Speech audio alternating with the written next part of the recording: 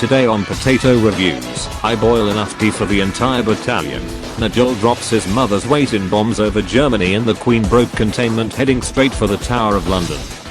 Now, as many as you would know, the British tech tree is pure CBT for most of its existence, but now, we finally got a tank that can finally behave better than a packet of stale tea.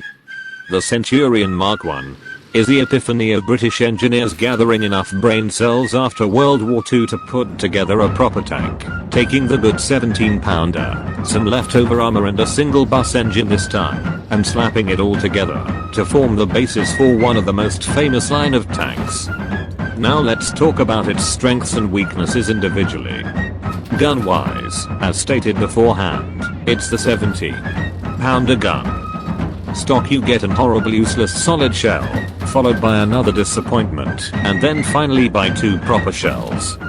These two shells are the shot Mark 8 and an APDS round. Both have more than enough pen to deal with any target that might want to resist getting colonized. I recommend that you only use the APDS shell as it has 228mm of pen point blank and can lol pen everything, as it's pretty accurate and easy to aim. Now moving to the armor of this thing. Upper frontal plate is 76mm thick angled at 57 degrees and lower plate is 76mm thick angled at 45 degrees. Sides are 51mm thick. Turret face is 127mm of cast homogeneous steel. Sides are 76mm thick. Point mobility is mediocre at best. It can go 37 km/h and 12 km/h in reverse, and it can neutral steer, so I guess that's cool. Modification line should be as follows: parts, shot Mark 4, FPE, shot Mark 8, horizontal drive, adjustment of fire, apts, Nigel recruitment program, elevation mechanism, smoke grenades, and finish it up with the rest of our modifications.